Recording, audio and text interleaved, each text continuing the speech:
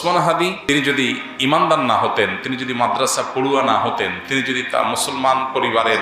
আলেম পরিবারের সন্তান না হতেন,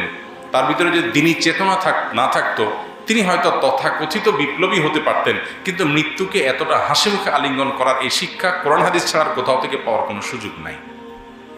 অতএব আমাদের প্রত্যেকটা যুবক কিভাবে তিনি ন্যায়নিষ্ঠ হবেন, কিভাবে তিনি দেশের মানুষকে, মুসলিম মিল্লাতকে অন্যায়ের হাত থেকে রক্ষা করবেন, আধিপত্যবাদের বিরুদ্ধে কিভাবে তিনি লড়ে যাবেন এবং ব্যক্তি স্বার্থ চিন্তা করবেন না, ফ্যামিলির স্বার্থ চিন্তা করবেন না, এগুলোর ঊর্ধ্বে উঠবেন, আল্লাহর উপরে ভরসা রাখবেন, আল্লাহর সঙ্গে সাক্ষাতের প্রত্যাশা করবেন, সেই ন্যায়নিষ্ঠ হওয়ার, অন্যায়ের বিরুদ্ধে প্রতিবাদী হওয়ার, অসৎ কাজে বাধা প্রদান করার শিক্ষা ওসমান হাদি আমাদেরকে দিয়ে গেছেন। আলহামদুলিল্লাহ, আমরা দোয়া করি আল্লাহ তাআলা তার শিক্ষা আমাদের জীবনে ধারণ করার তৌফিক দান করুন এবং আমাদের সবাইকে তার যে ভালো গুণগুলো আছে